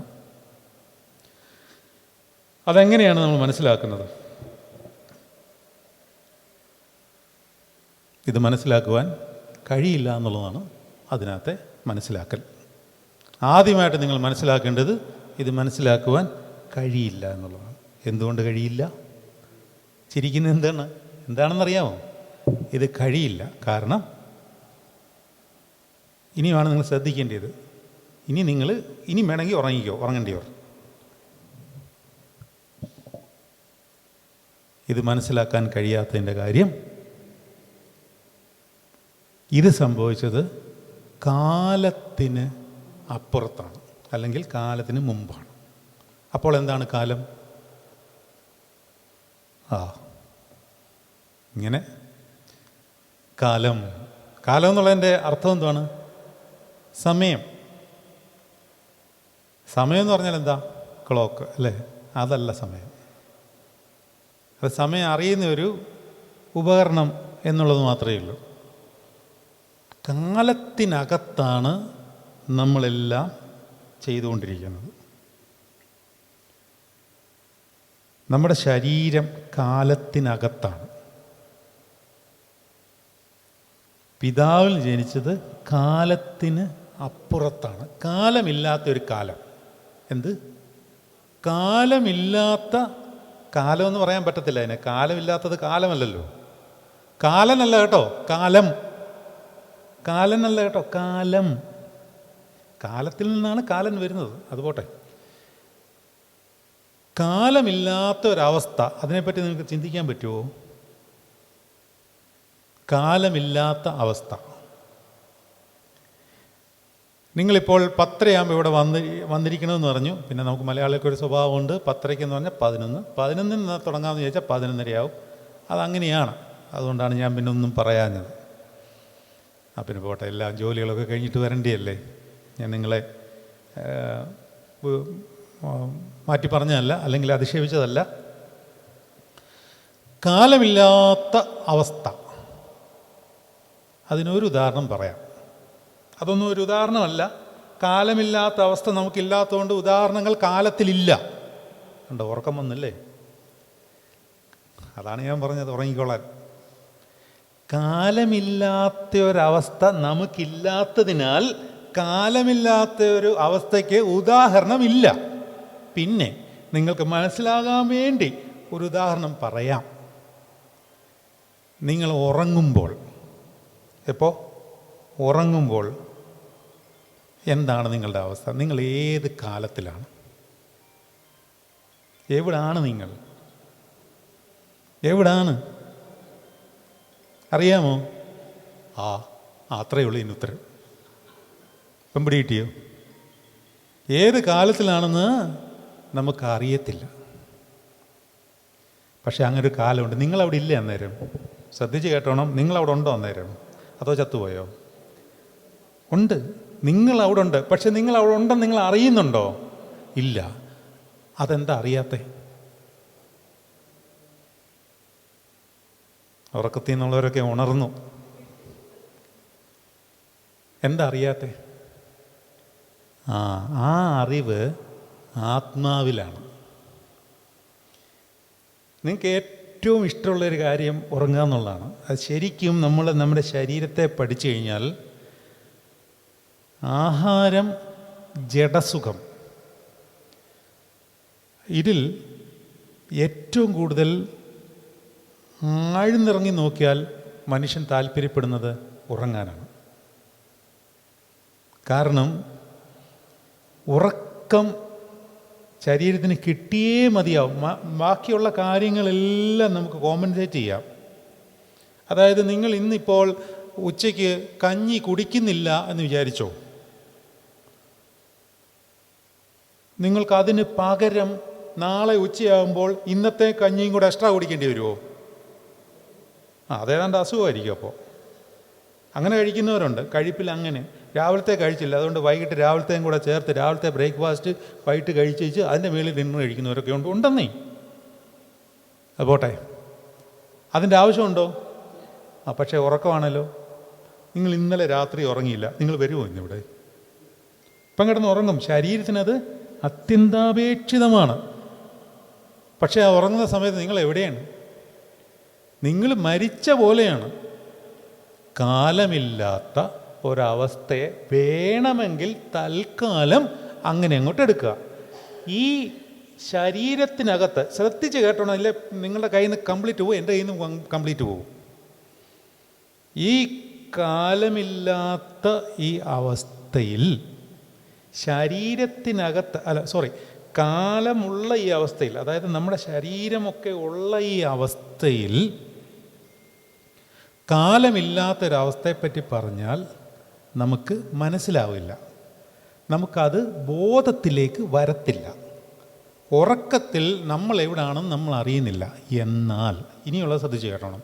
എന്നാൽ നമ്മളുടെ ശരീരം വിട്ട് കഴിയുമ്പോൾ നമ്മുടെ ഈ ബ്രെയിനിൽ വർക്ക് ചെയ്യുന്ന ഈ ബോധം നള്ളിഫൈ ആയി പോകും.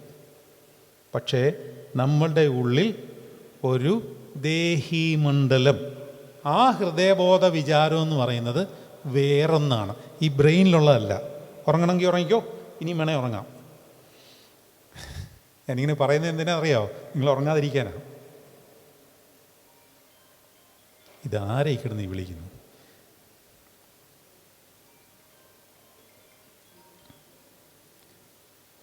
എന്താണ് ഞാൻ പറഞ്ഞോട്ട് വന്നത്? അന്നേരം തന്നെ കണ്ടു, ഇത് പറയാൻ സമ്മതിക്കുന്നില്ല. ഓരോ ഡിസ്റ്റർബൻസ് വന്നുകൊണ്ടേയിരിക്കുകയാണ്. ഒരിക്കലും ഇല്ലാത്തവരൊക്കെ വിളിച്ചുകൊണ്ടേയിരിക്കും. അല്ലെ, വാട്സപ്പിലൊക്കെ ബർത്ത്ഡേയുടെ അന്ന് മെസ്സേജ് വരത്തില്ലേ? വഴി വെച്ച് കണ്ടിട്ട് പോലും ഇല്ലാത്തവനൊക്കെ അങ്ങ് മെസ്സേജ് അയപ്പാണ്. എന്തോനാണോ ആവോ? ജീവിതത്തിൽ മിണ്ടാത്തവനൊക്കെ ബർത്ത്ഡേയുടെ അന്ന് ഹാപ്പി ബർത്ത്ഡേ അച്ഛാ, ഹാപ്പി ബർത്ത്ഡേ അച്ഛാ. അവിടെ ഞാൻ ബർത്ത്ഡേ ദിവസം മൊബൈൽ സ്വിച്ച് ഓഫ് ചെയ്ത് വയ്ക്കും, കണ്ടു വിളിക്കുന്നു.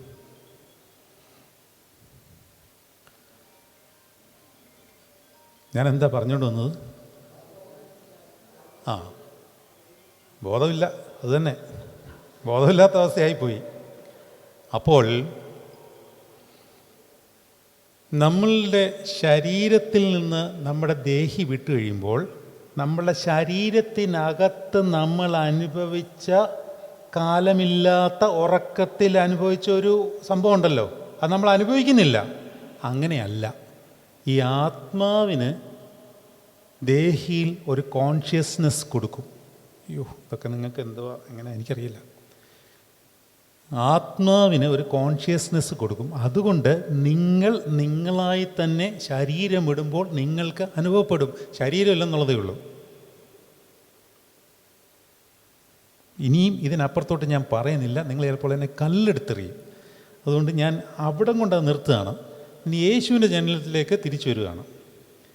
യേശു പിതാവിൽ നിന്ന് ജനിച്ചത് ഈ കാലത്തിനപ്പുറത്താണ്, അല്ലെങ്കിൽ ബിഫോർ ദ ടൈം. ഈ ടൈം അങ്ങ് ഇല്ലാതാവും കർത്താവിൻ്റെ രണ്ടാമത്തെ വരവിൽ. അവിടെ പിന്നെ സൂര്യനില്ല, ചന്ദ്രനില്ല, പിന്നെ ആരാ ഉള്ളത് സൂര്യനും ചന്ദ്രനും പകരമായിട്ട്? വെളിപാട് പുസ്തകം എടുത്തേ, വെളിപാട് പുസ്തകം, വെളിപാട് പുസ്തകം എടുത്തേ. സൂര്യനും ചന്ദ്രനും പകരമായിട്ട് ആരാണ് ഉള്ളതെന്ന് യോഹന്നാൻ ശ്ലീഹ അവിടെ കൃത്യമായിട്ട് എഴുതിയിരിക്കുന്നു. 21-ാം അധ്യായം 5-ാം വാക്യം തൊട്ട് താഴോട്ട് വായിച്ചേ. 21-ാം അധ്യായമല്ല, 22-ാം അധ്യായം 5-ാം വാക്യം. ഇനി രാത്രി ഉണ്ടാകില്ല, ദൈവമായ കർത്താവ് അവരുടെ മേൽ പ്രകാശിക്കുന്നതുകൊണ്ട് വിളക്കിൻ്റെ വെളിച്ചമോ സൂര്യൻ്റെ വെളിച്ചമോ അവർക്ക് ആവശ്യമില്ല. ഉൽപ്പത്തിയിൽ രാത്രിയും പകലും സൃഷ്ടിച്ചു, അല്ലേ? അത് 3-ാം ദിവസമാണ്. ഞാൻ എഫേസ്യർക്ക് എഴുതിയ ലേഖനം പഠിപ്പിക്കുന്ന കാര്യത്തിൽ കൂട്ടത്തിൽ ഈ കാര്യങ്ങൾ വ്യക്തമായിട്ട് പറഞ്ഞിട്ടുണ്ട്. അത് വീണ്ടും പറയുവാൻ ഞാൻ ആഗ്രഹിക്കുന്നില്ല. ആ 3-ാമത്തെ ദിവസമാണെങ്കിൽ ബാക്കി 2 ദിവസം എങ്ങനെയുണ്ടായി എന്നൊരു ചോദ്യം നിരീശ്വരവാദികൾ ചോദിക്കുന്നതാണ്. അത് കാലത്തിന് മുമ്പുള്ള ദൈവത്തിൻ്റെ ഒരു അവസ്ഥാവിശേഷമാണ്. 1, 2 കാലത്തിനകത്താണ് സൂര്യൻ വന്നിരിക്കുന്നത്. അതുകൊണ്ട് അത് പോട്ടെ, അതിലേക്കൊന്നും പ്രവേശിക്കുന്നില്ല. അപ്പോൾ ആ സൂര്യൻ നീങ്ങിപ്പോയി. ക്രിസ്തു എന്ന നീതി സൂര്യനാൽ നമ്മൾ ആ അവസ്ഥയിലേക്ക്, കാലമില്ലാത്ത അവസ്ഥയിലേക്ക് വരും. ഇതാണ് നിത്യത. അപ്പോൾ ആ കാലമില്ലാത്ത അവസ്ഥയിൽ, ബിഫോർ ദ ടൈം, യോഹന്നാൻ ശ്ലീഹ സുവിശേഷം എഴുതുമ്പോൾ ആദ്യം പറഞ്ഞിരിക്കുന്ന വാക്കെന്താണ്? ആദിയിൽ. ആദിയിൽ എന്ന് പറഞ്ഞാൽ എന്താ അർത്ഥം? ആദിയിൽ എന്ന് പറയുമ്പോൾ സൃഷ്ടി നടത്തുന്നതിന് മുമ്പേ, ബിഫോർ ദ ബിഗിനിങ് എന്നാണ്.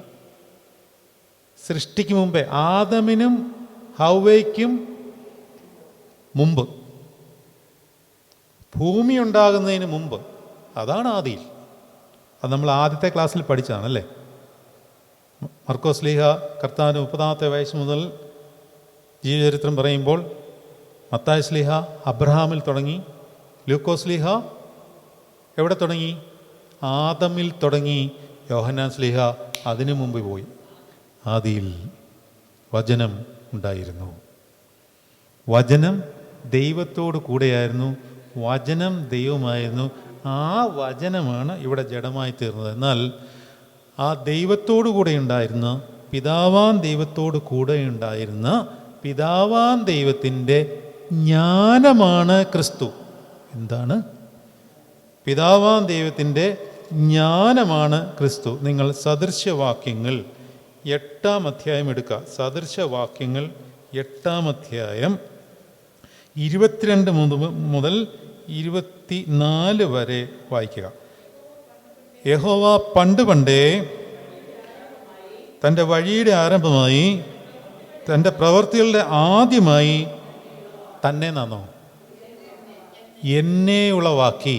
ആരാണ് ഈ എന്നെ? 8-ാം അധ്യായം 1-ാം വാക്യം. ജ്ഞാനമായവൾ, ജ്ഞാനം പറയുകയാണ്, എന്നെയാണ് ആദ്യം ഉരുവാക്കിയത്. ബാക്കി വായിച്ചോളൂ. 23. ഞാൻ പുരാതനമേ ആദിയിൽ തന്നെ ഭൂമിയുടെ ഉൽപ്പത്തിക്ക് മുമ്പേ നിയമിക്കപ്പെട്ടിരിക്കുന്നു. ആഴങ്ങൾ ഇല്ലാതിരുന്നപ്പോൾ ഞാൻ ജനിച്ചിരിക്കുന്നു. ഈ ജ്ഞാനം ആരാണ്? നിങ്ങൾ 1 കൊരിന്ത്യർ 1-ാം അധ്യായം 24-ാം വാക്യം നിർത്തി. 1 കൊരിന്ത്യർ 1-ാം അധ്യായം 24-ാം വാക്യം വായിച്ചു. അവിടെ ആരാണ് ഈ ജ്ഞാനം എന്ന് പൗലോസ് ശ്ലീഹ വിവേക്ഷിക്കുകയാണ്. ഒരുപാട് വചനങ്ങളുണ്ട്. യഹൂദന്മാർക്ക് ഇടർച്ചയും ജാതികൾക്ക് ഭോഷത്വമെങ്കിലും യഹൂദന്മാരാകട്ടെ യവനന്മാരാകട്ടെ വിളിക്കപ്പെട്ട ഏവർക്കും ദൈവശക്തിയും ദൈവജ്ഞാനവുമായ ക്രിസ്തുവിനെ തന്നെ. യോഹന്നാൻ്റെ സുവിശേഷം 7-ാം അധ്യായം 29-ാം വാക്യം വായിക്കുക. യോഹന്നാൻ്റെ സുവിശേഷം 7-ാം അധ്യായം 29-ാം വാക്യം. എന്താണ് അവിടെ? ഞാൻ അവൻ്റെ അടുക്കൽ നിന്ന് വന്നതുകൊണ്ടും അവൻ എന്നെ അയച്ചതുകൊണ്ടും ഞാൻ അവനെ അറിയുന്നു. ആരാണ് ഈ പറഞ്ഞത്? ആരാണത് പറഞ്ഞത്? യേശു ക്രിസ്തുവാണ് പറയുന്നത്. മഹാപുരോഹിത പ്രാർത്ഥനയാണ്. ഞാൻ അവൻ്റെ അടുക്കൽ നിന്ന് വന്നുവെന്നും അവൻ എന്നെ അയച്ചിരിക്കുന്നു എന്നും ഞാൻ അറിയുന്നു. അപ്പോൾ പിതാവിൽ നിന്ന് ഒരു ജനനം. കൊലോസ്യർ 2-ാം അധ്യായം 2-ാം വാക്യമാണോ? കൊലോസ്യർ 2-ാം അധ്യായം നിർത്തി. 2-ാം അധ്യായം മൊത്തം ക്രിസ്തു എന്ന ജ്ഞാനത്തിനെ പറ്റിയാണ്. 2-ാം അധ്യായം 2-ാം വാക്യം. അവർ ക്രിസ്തു എന്ന ദൈവമർമ്മത്തിൻ്റെ പരിജ്ഞാനവും വിവേകപൂർണതയുടെ സമ്പത്തും. ഇനി 3-ാം വാക്യം വായിച്ച്. അവനിൽ ജ്ഞാനത്തിൻ്റെയും പരിജ്ഞാനത്തിൻ്റെയും വചനങ്ങളൊക്കെയും നിക്ഷേപമായിരിക്കുന്നു, ഗുപ്തമായിരിക്കുന്നു. അതുപോലെ തന്നെ മറ്റൊരു വചനമുണ്ട്, അവനിലല്ലോ ദൈവത്തിൻ്റെ സർവ സമ്പൂർണതയും ദേഹരൂപമായി വസിക്കുന്നത്. അപ്പോൾ ഞാൻ പറഞ്ഞുകൊണ്ട് വന്നതിൻ്റെ കാര്യം, കാലത്തിന് മുമ്പ് ഒരു ജനനം കർത്താവിന് ഉണ്ടായി. ജനനം ഉണ്ടായി എന്ന് പറയുമ്പോൾ അവിടെ ശ്രദ്ധിക്കേണ്ട മറ്റൊരു വിഷയം. ഇനിയും ഉറങ്ങാം, കട്ടിയുള്ള സാധനം വരുന്നുണ്ട്, ഉറങ്ങല്ലേ, ശ്രദ്ധിച്ച് കേട്ടോണം. അവിടെ ജനനം എന്ന് പറയുമ്പോൾ നമ്മൾ കാലത്തിനകത്തായതുകൊണ്ട് നമ്മൾ ഉദ്ദേശിക്കുന്ന ഒരു ജനന പ്രക്രിയ രീതിയല്ലത്. പിതാവിൽ ജനിച്ചു എന്ന് പറയുമ്പോൾ നമ്മൾ വിചാരിക്കുന്നത് എന്താ? പിതാവിൻ്റെ ഉള്ളിൽ ഉണ്ടായിരുന്നത് കുറച്ച് സമയം കഴിഞ്ഞപ്പോൾ പുറത്തേക്ക് വന്നു. അപ്പോൾ അവിടെ സമയമില്ല. ഞാൻ പറഞ്ഞുകൊണ്ട് വന്നത് സമയം കഴിഞ്ഞപ്പോൾ. എന്തിനാണോ ഇതൊക്കെ പഠിക്കുന്നത് അല്ലേ? അതെന്തിനാണെന്ന് ഞാൻ പറഞ്ഞുതരാം. ക്രിസ്തുവിനെ പറ്റി പരിജ്ഞാനമുള്ളവരായി തീർന്നാൽ നിങ്ങൾ രക്ഷ പ്രാപിച്ചു. ക്രിസ്തു ആരാണെന്ന് നിങ്ങൾ അറിയണം. ഈ ജനനത്തിന് ഒരു പ്രത്യേകതയുണ്ട്. അത് സാധാരണ ജനനം എങ്ങനെയാണ് നടക്കുന്നത് എന്ന് മനസ്സിലാക്കി കഴിഞ്ഞാൽ ഇതങ്ങനെ അല്ല എന്ന് പറയാൻ പറ്റും. അങ്ങനെ ഇത് പറയാൻ പറ്റത്തുള്ളൂ. അല്ലാതെ ഇത് എങ്ങനെയായിരുന്നു എന്ന് പറയാൻ പറ്റില്ല. എങ്ങനെ? ഉപനിഷത്തിൽ പറയുന്നുവല്ലോ, ദൈവം എന്താണ് എന്ന് പറയുവാൻ പറ്റില്ല, പക്ഷേ ദൈവം എന്തല്ല എന്ന് വേണമെങ്കിൽ പറഞ്ഞുതരാം. അതല്ല, ഇത് ഇന്നതാണ് ദൈവം എന്ന് പറയാൻ പറ്റുമോ? അതിനപ്പുറമാണത്. അതിനപ്പുറമാണ്. 2+2 = 4, മാറ്റമില്ല. അതുപോലെ ദൈവത്തെ വർണ്ണിക്കാൻ പറ്റില്ലെന്ന, ഇന്നതൊക്കെ ചേരുന്നതാണ് ദൈവം എന്ന് പറയാൻ പറ്റില്ല. പക്ഷേ ദൈവം എന്തല്ലെന്ന് വേണേൽ പറഞ്ഞു തരാം എന്ന് ഉപനിഷത്തിൽ പറയുന്നുണ്ട്. നേതി എന്ന് പറയും. അതുപോലെ നമ്മുടെ ഈ സാധാരണ ജനനം എന്താണെന്ന് വേണമെങ്കിൽ മനസ്സിലാക്കിയാൽ മറ്റേത് അങ്ങനല്ല എന്ന് മനസ്സിലാവും. സാധാരണ ജനനം എങ്ങനെയാണ്? ഒരു അമ്മയുടെ വയറ്റിൽ ഒരു ഭ്രൂണമുളവായി അത് അതിനകത്തിരുന്ന് വളരുന്നു. ഒരു സമയമാകുമ്പോൾ അത് പുറത്തേക്ക് വരുന്നു. അങ്ങനെയാണെങ്കിൽ ആ കുഞ്ഞ് ഇല്ലാതിരുന്ന ഒരു സമയം ആ അപ്പനും അമ്മയ്ക്കും ഉണ്ടോ ഇല്ലയോ? നിങ്ങളെ കൊണ്ട് ചിന്തിപ്പിച്ചില്ലെങ്കിൽ നിങ്ങളിപ്പോൾ ഉറങ്ങും. അതുകൊണ്ടാണ് ചിന്തിപ്പിക്കുന്നത്. ഞാൻ ചോദിക്കുന്ന ചോദ്യം, സാധാരണ മനുഷ്യ ജനനത്തിൽ ആ കുഞ്ഞില്ലാതിരുന്ന ഒരു സമയം ആ അപ്പനും അമ്മയ്ക്കും ഉണ്ടോ ഇല്ലയോ? ഉണ്ടല്ലോ. കുഞ്ഞില്ലാതിരുന്ന സമയമുണ്ട്. ആ 9 മാസം കുഞ്ഞില്ല. കുഞ്ഞ് അകത്ത് വളരുന്നു എന്നുള്ളതേ ഉള്ളൂ. ജഡപരമായി അവനെ കണ്ടിട്ടില്ല. അപ്പോൾ അതില്ലാതിരുന്നൊരു സമയം ഈ അപ്പനും അമ്മയ്ക്കും ഉണ്ട്. എന്നാൽ പിതാവിൽ ജനിച്ച പുത്രനായ യേശു ക്രിസ്തുവിന് പിതാവില്ലാതിരുന്ന ഒരു സമയം പുത്രനുമില്ല, പുത്രനില്ലാതിരുന്ന സമയം പിതാവിനും ഇല്ല. അതെങ്ങനെ മനസ്സിലാക്കും? അത് മനസ്സിലാക്കുവാൻ ഈ കാലത്തിനകത്തിരുന്നുകൊണ്ട് നമ്മുടെ ഈ ബുദ്ധിക്ക് എത്തത്തില്ല. അതുകൊണ്ട് കൂടുതൽ ചിന്തിക്കാതിരിക്കുക.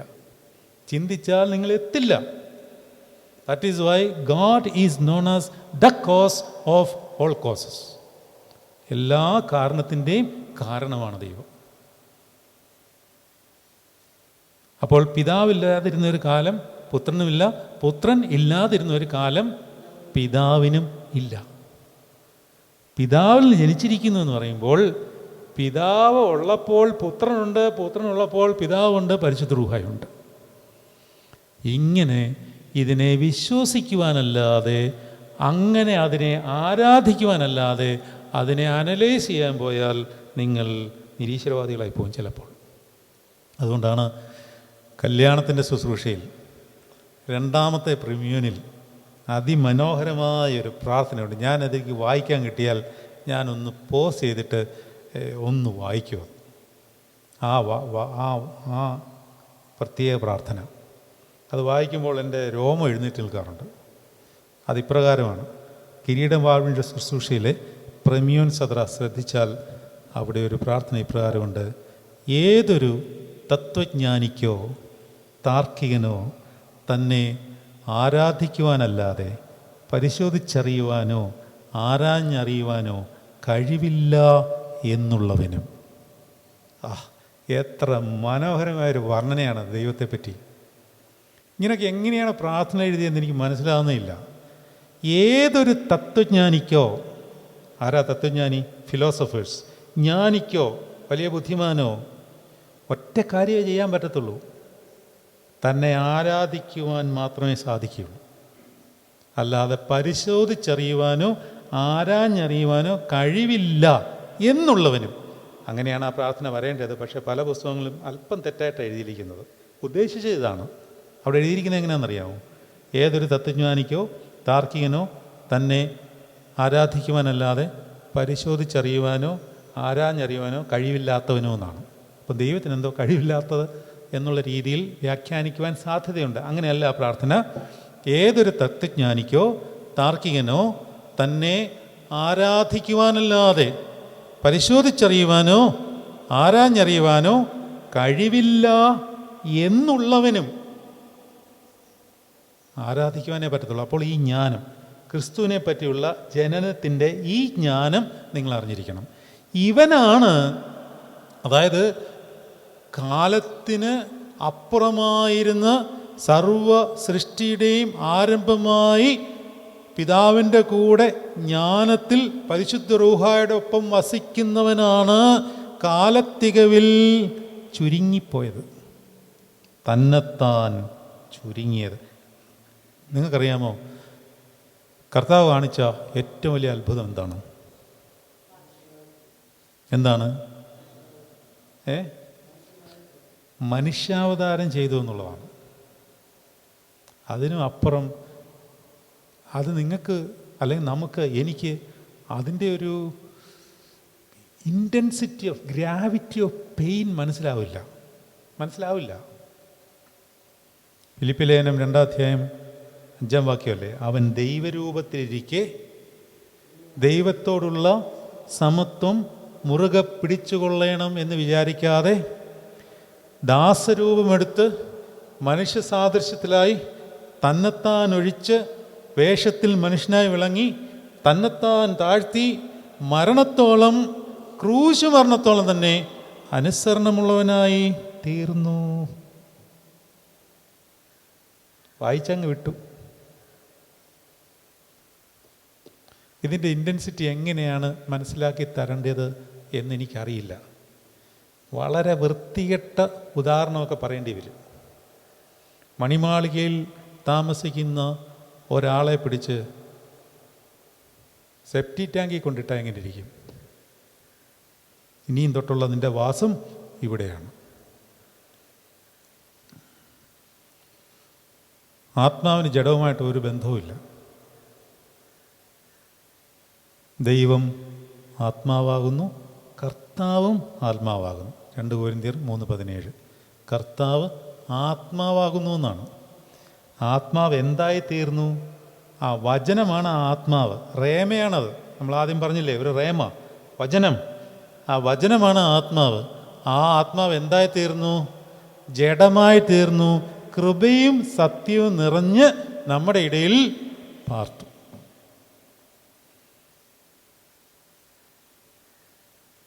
എങ്ങനെ സ്തുതിക്കണമെന്ന് മാത്രം ആലോചിച്ചാൽ മതി, വേറൊന്നും ആലോചിക്കണ്ട. ഇവിടെ വേറൊന്നും ചെയ്യാനില്ല. അപ്പം ക്രിസ്തുവിനെ പറ്റിയുള്ള പരിജ്ഞാനമാണ് നമ്മളൊക്കെ ഉണ്ടാവേണ്ടത്. അത് നിങ്ങൾ കൊലോസ്യ ലേഖനം വായിച്ചാൽ കോരിത്തരിക്കണം. ലോകത്തിൻ്റെ തത്വജ്ഞാനവും അതുപോലെയുള്ള വാദങ്ങളുടെയും പുറകെയൊന്നും പോകാതെ ക്രിസ്തുവിൻ്റെ പരിജ്ഞാനത്തിൽ നിറയുക.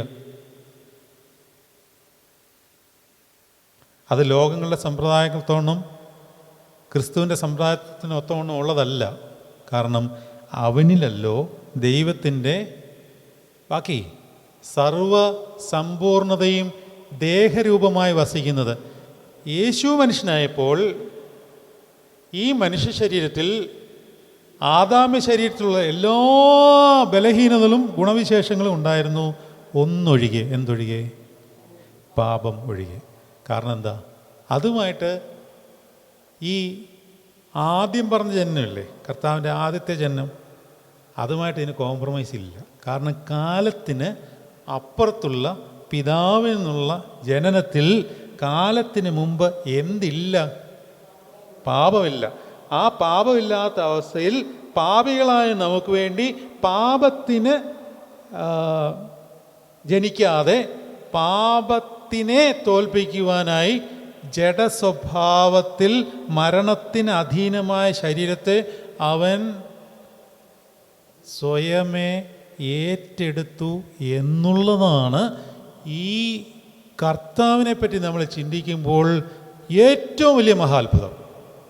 അല്ലാതെ 5 അപ്പം കൊണ്ടുവരെ പോഷിപ്പിച്ചതോ ചെകിടനെ സൗഖ്യമാക്കിയതോ മരിച്ചവനെ ഉയർപ്പിച്ചതോ ഒന്നും അല്ലത്, അതൊന്നുമല്ല. അതുകൊണ്ടാണ് ഈ മനുഷ്യാവതാരത്തിന് ഇത്രയും പ്രാധാന്യം സഭ കൊടുത്തിരിക്കുന്നത്. വേറൊരാളുടെയും ജനനത്തിന് പ്രാധാന്യം ഇല്ല. സഭ അങ്ങനെ കൊണ്ടാടുന്നില്ല. നമ്മൾ ഉണ്ടാക്കിയെടുത്തിട്ടുണ്ടെങ്കിലേ ഉള്ളൂ.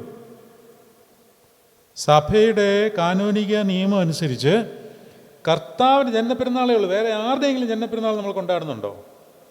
ഇല്ല, ഔദ്യോഗികമായിട്ടില്ല. ഇപ്പം പരിശുദ്ധ ദൈവമാതാവിൻ്റെ നമ്മളങ്ങനെ കൊണ്ടാടുന്നുണ്ടെങ്കിലും സഭാപരമായി കാനൂനികമായി അങ്ങനൊരു പ്രമാണം ഇല്ല.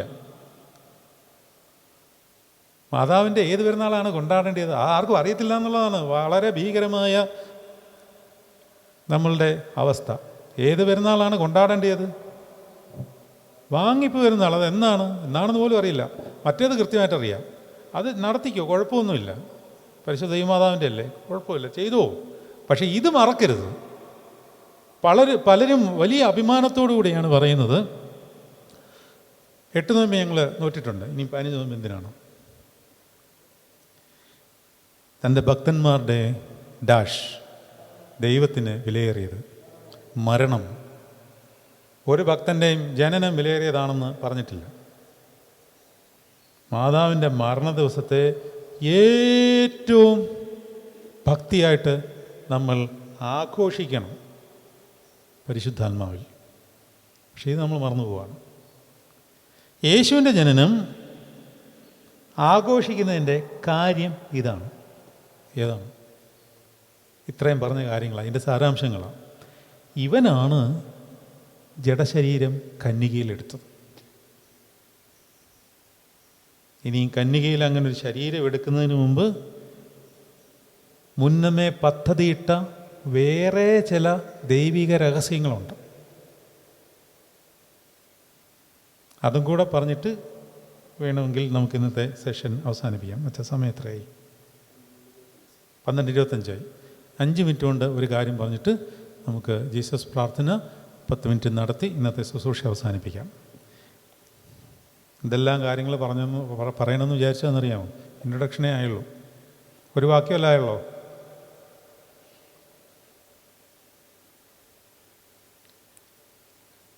ഏദൻ തോട്ടത്തിലെ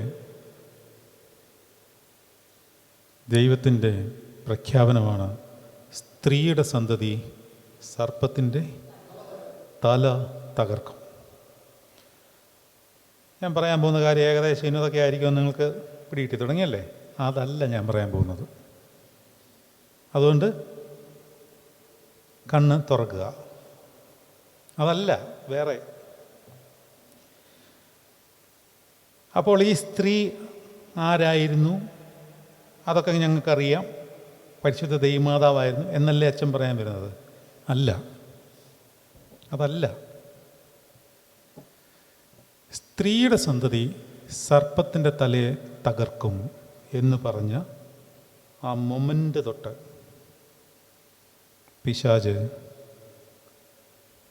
ദൈവഭക്തരായ എല്ലാ സ്ത്രീകളുടെയും പുറകെയുണ്ട്.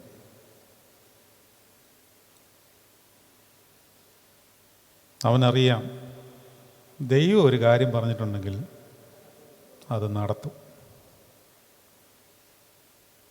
അപ്പോൾ അതിന് വിലക്ക് വയ്ക്കുക. വേഗം പറഞ്ഞു തീർക്കുക. ഇതൊരു 2 മണിക്കൂറത്തെ ക്ലാസ് ഞാൻ 5 മിനിറ്റ് കൊണ്ട് പറയുകയാണ്. ഒരുവിധപ്പെട്ട കൊള്ളാവുന്ന ഭക്തിയുള്ള സ്ത്രീകളുടെ എല്ലാം ഗർഭപാത്രം അവൻ അടച്ചു കളഞ്ഞു. സാറാ തൊട്ട് എലിസബത്ത് വരെ.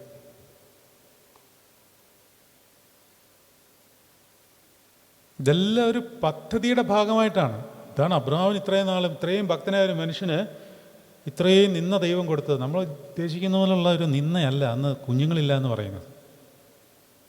സാറ ഗതികെട്ട് പറയുന്നില്ലേ, ഒരു കാര്യം ചെയ്യ്, എൻ്റെ നിന്ന മാറ്റുവാൻ വേണ്ടി എൻ്റെ ദാസിയുടെ അടുക്കൽ പോയി നീ അവളിൽ എനിക്ക് വേണ്ടി ഒരു കുഞ്ഞിനെ ജനിപ്പിക്കുക എന്ന് പറയേണ്ട ഗതികേട് ഒരു ഭാര്യയ്ക്ക് വരിക എന്ന് പറഞ്ഞാൽ എന്തുമാത്രം നിന്നയാണ്. വേണമെങ്കിൽ സമൂഹത്തോട് പറയാം, അബ്രഹാമിന് കുഞ്ഞുണ്ട്, എൻ്റേതാണ് എന്ന് പറയാമെന്നുള്ളതേ ഉള്ളൂ.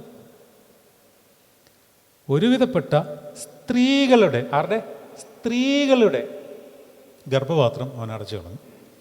അങ്ങനെ ഇങ്ങ് യാത്ര ചെയ്ത് പോകുമ്പോഴാണ് ഒരാൾ വന്ന് പ്രവചിക്കുന്നത്,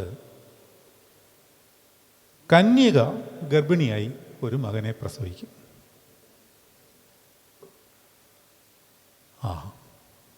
അത് പ്രശ്നമായല്ലോ. ഇത്രയും നാളത്തെ യാത്രയെല്ലാം വിപുലമായിപ്പോയി. ഇപ്പം പറയുക സ്ത്രീയല്ല കന്യകയാണെന്ന്.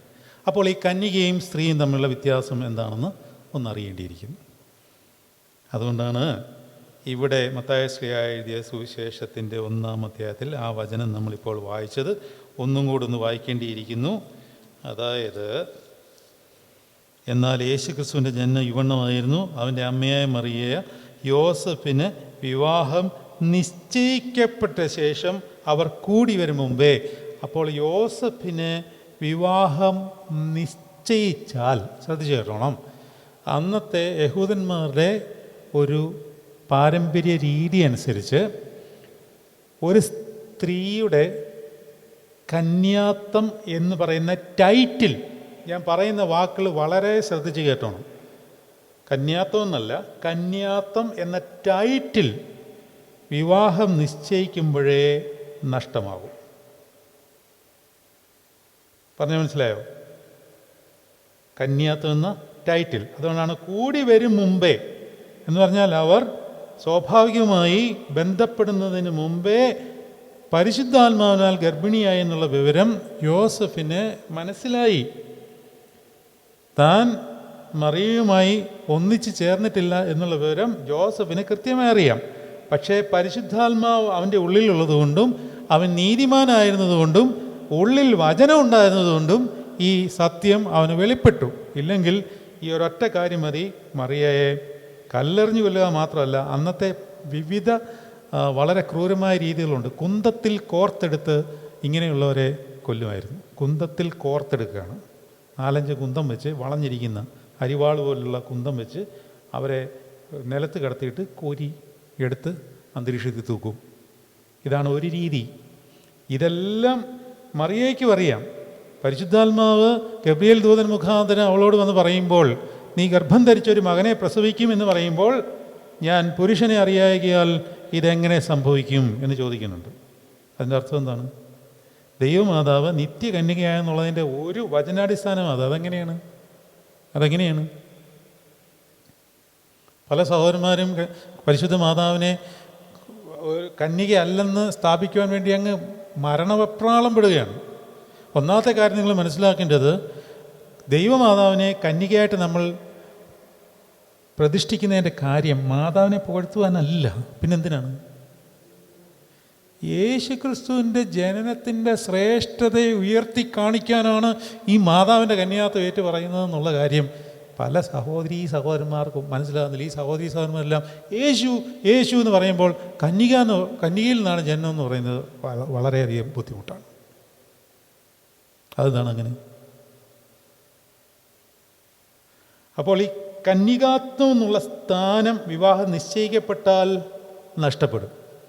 ഇനിയും പഴയ പ്രവചനത്തിലേക്ക് വരാം. യെശയ്യാ പ്രവാചകൻ പ്രവചിച്ചു, കന്യക ഗർഭം ധരിച്ച് ഒരു മകനെ പ്രസവിക്കും. ഇതാണ് സ്പിരിച്വൽ സ്ട്രാറ്റജി ഓഫ് ഡിവിനിറ്റി എന്ന് പറയുന്നത്. മറ്റേത് ഈവിൾ സ്ട്രാറ്റജി ഓഫ് സൈറ്റൻ. സാത്താൻ്റെ തന്ത്രങ്ങളുണ്ട്. സാത്താൻ്റെ തന്ത്രങ്ങളെ മറികടക്കാൻ ആത്മീയ തന്ത്രങ്ങൾ. ദൈവത്തിൻ്റെ ആത്മീയ സ്ട്രാറ്റജിയിൽ ഈ വചനം ചെറുതായിട്ടൊന്ന് മാറ്റിപ്പിടിച്ചു. ആദ്യം പറഞ്ഞത് എന്താ?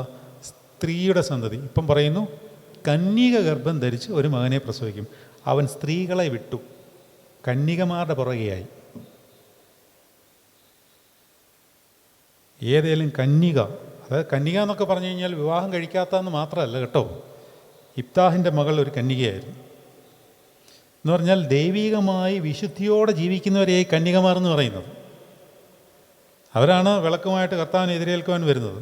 അല്ലാതെ വിവാഹം കഴിക്കാതെയും ലൈംഗിക ബന്ധത്തിൽ ഏർപ്പെടാതെ ഇരിക്കുന്നവർ എല്ലാവരും കന്യകമാരാണെന്ന് ഒരു നിശ്ചയമില്ല. വിവാഹം കഴിക്കാതിരുന്നാൽ സന്യാസി ആകണമെന്നില്ല. ഉള്ളിൽ സന്യാസിത്വം വേണം. അപ്പോൾ ഇവിടെ എന്താ സംഭവിച്ചത്? പിശാചിൻ്റെ അത്രയും നാളത്തെയുള്ള പ്ലാനിങ് എല്ലാം തെറ്റി. ഇനി അടുത്തത് ഒന്നേന്ന് തുടങ്ങണം. കന്യകമാരെ തപ്പി നടക്കണം. ഇനി നേരത്തെ വല്ല കന്യകയാണെന്നൊന്നും അറിയത്തില്ല, കന്യകമാരെ തപ്പി നടക്കാൻ തുടങ്ങി. അങ്ങനെ കർത്താവിൻ്റെ ജനന സമയം ആകുമ്പോഴേക്കും അതിന് വേദപുസ്തകപരമായി പറയുന്ന ഒരു വാക്കാണ്. പറയാമോ നിങ്ങൾക്ക് ആർക്കെങ്കിലും? കാലസമ്പൂർണതയിൽ. ഇപ്പം കാലമായി, കണ്ടോ? നേരത്തെ കാലമില്ല. കാലസമ്പൂർണതയിൽ ഇതിനെപ്പറ്റി കൃത്യമായിട്ട് അറിയണമെന്നുണ്ടെങ്കിൽ കാലസമ്പൂർണത എന്നുള്ള ഒരൊറ്റ വാക്കിനെ പറ്റി ഒരു മണിക്കൂറത്തെ ക്ലാസ് യൂട്യൂബിൽ ഞാൻ ഇട്ടിട്ടുണ്ട്. കാലസമ്പൂർണത, മുൻ നിർണയം, മുൻ നിശ്ചയം, ഈ 3 കാര്യങ്ങളെപ്പറ്റി എഫേസ്യ ലേഖനത്തിൻ്റെ പഠനത്തിലുണ്ട്. നിങ്ങൾ ഓർത്തഡോക്സ് പ്രൈസ് എന്നുള്ള ചാനൽ നോക്കിയാൽ മതി. പോട്ടെ, കാലസമ്പൂർണതയിൽ യേശു കന്യകയിൽ നിന്ന് ജനിക്കുവാൻ തീരുമാനിക്കുന്നു, അല്ലേ? കന്യകയിൽ നിന്നേ അവന് ജനിക്കാൻ പറ്റത്തുള്ളൂ. പക്ഷേ പിശാച് ആരെ അന്വേഷിച്ച് നടക്കുകയാണ്? കന്യകയെ അന്വേഷിച്ച് നടക്കുന്നത് കൊണ്ട് ഈ കന്യക സ്ഥാനം എടുത്ത് കളയണം, അല്ലെങ്കിൽ ഇവനെ നോട്ട് ചെയ്യും. കയറിയോ സാധനം? മനസ്സിലായോ? കർത്താവിൽ നിദ്ര പ്രാപിച്ചോ? താല്പര്യമുണ്ടോ നിദ്ര പ്രാപിക്കാൻ കർത്താവിൽ? എനിക്ക് വലിയ ആഗ്രഹമാണ്. എന്താണ് ഞാൻ പറഞ്ഞത്? കന്യക സ്ഥാനം മാതാവിൽ നിന്ന് ദൈവത്തിൻ്റെ പദ്ധതിയാൽ യോസഫ് എന്നുള്ള ഒരാൾക്ക് വിവാഹ നിശ്ചയം ചെയ്ത് സ്ഥാനം എടുത്ത് കളഞ്ഞത് ഒരുത്തൻ ഇവിടെ കന്യകമാരെ നോക്കി നടപ്പുണ്ട്. ഇപ്പോൾ കാലസമ്പൂർണതയിൽ യേശു ക്രിസ്തു കന്യകയിൽ നിന്ന് ജനിച്ചാൽ ആ ജനനത്തിന് ഇവൻ കോലുവയ്ക്കും, ഉറപ്പാണ്. ഇതാണ് സ്ട്രാറ്റജിക് സ്പിരിച്വൽ പ്ലാനിങ് എന്ന് പറയുന്നത്. എന്നിട്ട് ജനിപ്പിച്ചു കഴിഞ്ഞപ്പോൾ എവിടോ ജനിച്ചെന്ന് പിശാചിന് മനസ്സിലായി. എവിടാണെന്നറിയില്ല. ആട്ടിടയന്മാർക്കൊക്കെ ദൂത് കൊടുത്തു, എവിടാണെന്ന് മാത്രം അറിയത്തില്ല. യഹൂദന്മാരുടെ രാജാവായിട്ട് ഒരുത്തൻ കന്യക ഗർഭിണിയായി ജനിച്ചിട്ടുണ്ട്, അവൻ എൻ്റെ തല തകർക്കും. അതാണ് അവൻ്റെ പേടി. അവൻ്റെ സാമ്രാജ്യം തീരും, അതാണ് അവൻ്റെ പേടി. എന്തു ചെയ്തു? നേരെ ഹെരോദാവിൻ്റെ ഉള്ളിലോട്ടം കയറി എല്ലാത്തിനെയും തീർത്തേക്കാൻ പറഞ്ഞു. ദൈവത്തിൻ്റെ അടുത്ത സ്ട്രാറ്റജിക് പ്ലാനിങ്. യോസഫിന് ദൂത് കൊടുത്തു, മറിയയും കൂട്ടിക്കൊണ്ട് ഇവിടം വിട്ടോളാൻ പറഞ്ഞു. ഞാനിപ്പോൾ തൽക്കാലത്തേക്ക് അവസാനിപ്പിക്കുകയാണ്. ഇത് കർത്താവിൻ്റെ ജനനത്തിൻ്റെ സ്ട്രാറ്റജിക് പ്ലാനിങ്ങാണ്. യേശുവിൻ്റെ ജനനം ഇപ്രകാരം ആയിരുന്നു എന്നുള്ള ഒറ്റ വാക്യമാണ് നമ്മൾ ധ്യാനിച്ചത്. ദൈവം നിങ്ങളെല്ലാവരെയും അനുഗ്രഹിക്കട്ടെ. നമുക്ക് ജീസസ് പ്രേയറിലേക്ക് പ്രവേശിച്ച് അല്പസമയം ദൈവസന്നിധിയിൽ ധ്യാനിക്കാം. കന്യകയാ മാതാവിൻ വ്രതമോ